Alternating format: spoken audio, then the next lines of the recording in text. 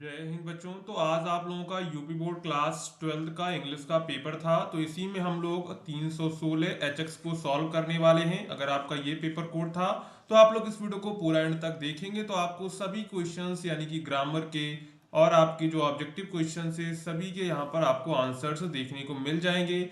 तो यहाँ पर आप मैच कर सकते हैं आपके कितने आंसर्स यहाँ पर सही हुए हैं। ठीक है, तो चलिए एक एक करके हम लोग सारे क्वेश्चंस को यहाँ पर कवर करते हैं।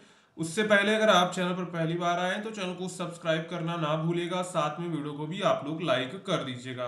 तो सबसे पहले यहाँ पर आता है हमारा सेक्शन ए, जिसमें हमको रीडिंग का पोर्शन देखने को मिलता है। ठीक है, तो यहाँ पर आते हैं, read the following passage carefully and answer the questions that follow. अगर आपका कोई अदर पेपर कोड है तो 9580023321 पर आप अपना पेपर भेज सकते हैं, आपको उसका सोल्यूशन मिल जाएगा। ठीक है, तो चलते हैं। यहाँ पर हमको पूरा पैसेज दिया गया, आप पूरा पैसेज पढ़ लेंगे। पैसेज को पढ़ने के बाद हम नीचे दिए क्वेश्चंस के आंसर यहाँ पर कवर करेंगे। ठीक है, यहाँ पर पहला है, which word in the passage opposite of weekend. क्या है, वीकेंड का यहाँ पर हमसे अपोजिट पूछा गया था। तो पैसेज में इसका अर्थ क्या है, पैसेज में दिया गया है स्ट्रेंथन। क्या दिया गया है, स्ट्रेंथन दिया गया है। ठीक है, पैसेज के अकॉर्डिंग आंसर लिखना है। इसके बाद find a word from the passage means listeners. तो इसका जो बनेगा पैसेज के अकॉर्डिंग वो बनेगा ऑडियंस।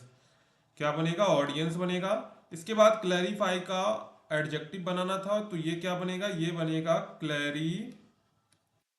क्या बनेगा, क्लैरिफाइंग बनेगा। ठीक है, ये इसका बन जाएगा एडजेक्टिव। तो यहाँ पर ये आंसर्स बताने लायक थे तो हमने यहाँ पर आपको बता दिया है इनके आंसर्स। पहले का आंसर स्ट्रेंथन, दूसरे का ऑडियंस और तीसरे का क्लैरिफाइंग।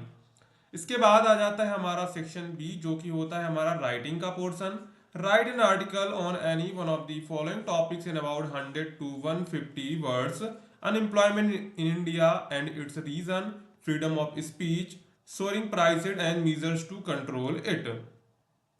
इसके बाद है इसी में आपका third, write letter to health officer complaining against insanitary conditions of the locality you live in, और write letter to your friend inviting him to attend your elders brothers marriage. तो यहाँ पर इन दोनों में से कोई एक आपको यहाँ पे करना था। इसके बाद आ जाते हैं यहाँ पर हमारा सेक्शन सी, जो कि हमारा ग्रामर का होता है, जिसमें हमारा क्वेश्चन है, choose the correct option to answer the following questions. Government by the officials is called plutocracy, democracy, autocracy, bureaucracy. तो राइट आंसर यहाँ पर ऑप्शन डी हो जाएगा, ब्यूरोक्रेसी। ठीक है, इसके बाद है, the phrase null and void means ineffective, effective, in force, forceful. तो यहाँ पर राइट आंसर हो जाएगा ऑप्शन ए, इनइफेक्टिव। ठीक है, इसके बाद है next, the synonym for bold is courageous, obedient, impertinent, cruel. तो यहाँ पर राइट आंसर हो जाएगा option A, courageous, option A.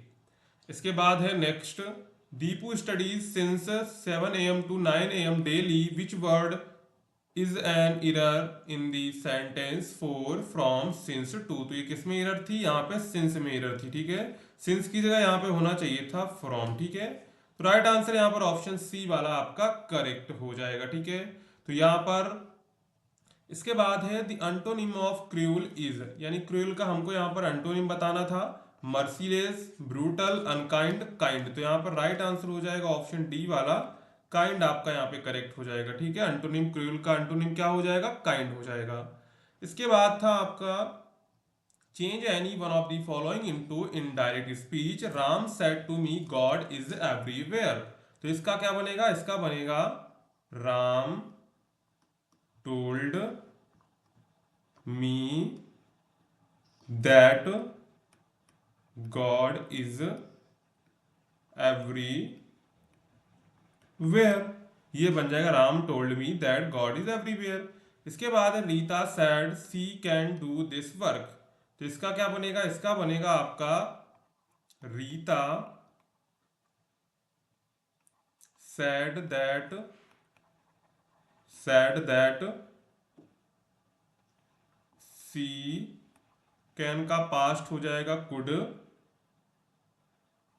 Do, this का हो जाएगा दैट वर्क। क्या बनेगा, Rita said that she could do that work, इसका हो जाएगा इनडायरेक्ट स्पीच। ठीक है, इसके बाद इसी में आपका बी पार्ट था, combine any one of the following as directed. Synthesis से ही आपका लिया गया था। This mango is sweet, that mango is sweet, only one mango of them is sweet. इसको किसमें कंपाउंड में बदलना है, तो कंपाउंड में बदलेंगे तो क्या बनेगा देख लीजिए। कंपाउंड में बदलेंगे तो बनेगा सबसे पहले क्या रहेगा, दिस मैंगो इज स्वीट, तो सिंपल रहेगा। इसके बाद यहां से लगाएंगे कामा, इसके बाद लिखेंगे एंड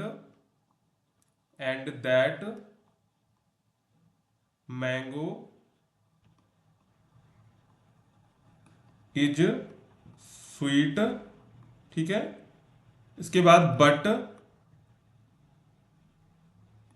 ओनली, ठीक है, but only one mango of them is sweet, ठीक है, ऐसे बनेगा, ये बना लेंगे। इसके बाद some teachers command respect they are good, तो यहां पर क्या बनेगा, यहां पर बनेगा सम टीचर्स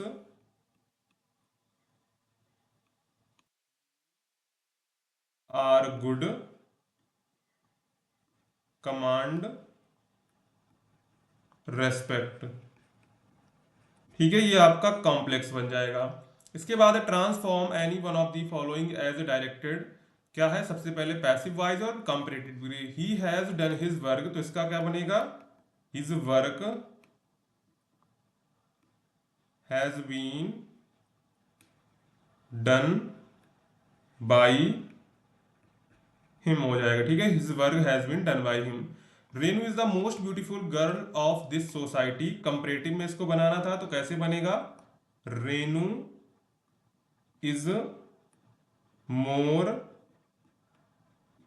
ब्यूटीफुल, ठीक है, beautiful than any other girl in this society, ठीक है। इसके बाद correct any one of the following sentence, तो यहां पर देखिए Mohan's father pursue purse has been stolen, तो ये पहले से ही करेक्ट था, ठीक है। और इसके बाद यहाँ पर Rampal is junior than me है, तो यहाँ पर देन को हटा के टू लग जाए, क्योंकि जूनियर सीनियर प्रेफर्ड सबके साथ टू लगता है, ठीक है, देन को हटा के टू लगा देंगे, ये पहले ही करेक्ट था। इसके बाद use any one of the following pairs of word in on sentence to make difference in their meaning clear. पहले देखिए, पहले बर्थ का है जन्म, दूसरे बर्थ का है साइका यानी कि लेटने वाला। कैरियर, कैरियर का मतलब व्यवसाय, इस कैरियर का अर्थ होता है ढोना, क्या होता है, ढोना होता है, या फिर वाहक, एक तरह का वाहक मान लेते हैं, ठीक है। ये इसकी हिंदी अर्थ है, इसको आपको सेंटेंस में बनाना था। इसके बाद यहाँ पर आपको पैसेज को इंग्लिश में ट्रांसलेट करना था। अगर आपने थोड़ा बहुत भी किया है तब भी आपको 2-3 नंबर तो इस पे मिल ही जाते हैं, आप थोड़ा बहुत अगर करते हैं तो। इसके बाद यहाँ पर सेक्शन डी लिटरेचर का था, तो यहाँ पर हमको कुछ बताने को है नहीं, बस इसमें क्वेश्चंस दिए गए तो उनको आपको पढ़ के आंसर्स यहाँ पर करने थे, ठीक है। इसके बाद यहाँ पर थोड़ा पेपर आपको पूरा दिखा देते हैं। इसके बाद यहाँ पर आपको जो है answer any one of the following about 880 words, यानी कि ये आपका लॉन्ग आंसर क्वेश्चन था। इसके बाद यहाँ पर आपको जो है पैसेज दिया गया था, पोएम का पैसेज पढ़ के आपको नीचे दिए क्वेश्चंस के यहाँ पर आंसर करने थे। इसके बाद आपको किसी एक परसेंटल आइडिया लिखना था। और इसके बाद क्वेश्चन नंबर 11 आ जाता है, जिसमें आपको 2 शॉर्ट आंसर दिए गए थे, दोनों में से एक एक आपको करने थे, ठीक है, 2 दिए जाते उनमें से कोई एक, इसमें 2 दिए गए इनमें से कोई एक। इसके बाद लास्ट हमारा बचता है ये लॉन्ग आंसर जो आपके सप्लीमेंट्री से आता है। तो ये आपका जो है पूरा क्लास 12 के इंग्लिश के पेपर का सोल्यूशन हो जाता है। जिनके आंसर्स हमको बताने थे उन सभी के आंसर्स हमने आपको बता दिए हैं। अगर आपको वीडियो पसंद आए हो तो वीडियो को लाइक करेगा, चैनल को सब्सक्राइब करेगा, अपने दोस्तों में वीडियो को शेयर करना ना भूलिएगा। मिलते हैं नेक्स्ट वीडियो में, तब तक के लिए जय हिंद बच्चों।